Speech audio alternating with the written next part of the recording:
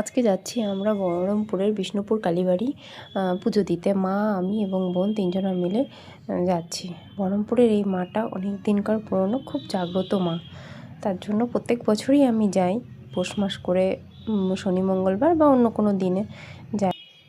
দেখতে দেখতে আমরা চলে এসেছি মায়ের মন্দিরে। আর আজকে সেরকম ভিড় নেই, এখান থেকে আমরা ডালা নিয়ে নেব।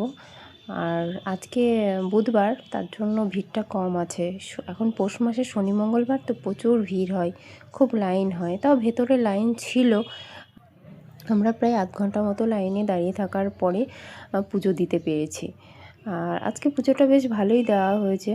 আর এই দেখো মা, সামনে থেকে মাকে দর্শন করতে পেরে খুব ভালো লাগছিল আজকে।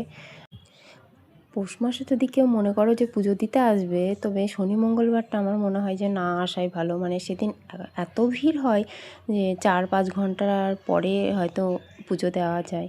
সেজন্য অন্যবারে আসলে এতটা ভিড় হয় না, হয় মোটামুটি হয়।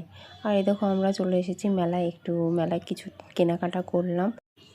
তারপরে কিছু খাবো, কেননা বোন বলছে খুব খিদে পেয়ে গেছে, সকাল থেকে না খেয়েছিলাম, উপোস ছিলাম। তার জন্য তিনজনা মিলে একটু ডালপুরি খেয়ে নিলাম। বোন বলছে থাম, আমি তোকে খাইয়ে দিচ্ছি। তো দুজন মিলে খেয়ে নিলাম। দিয়ে তারপরে আমরা এবার খাওয়া দাওয়ার পরে বাড়ি যাব। বাড়ি যাওয়ার আগে মন্দিরটা একবার ঘুরে দেখিয়ে দিচ্ছি তোমাদের। খুব সুন্দর লাগে জায়গাটায় আসলে।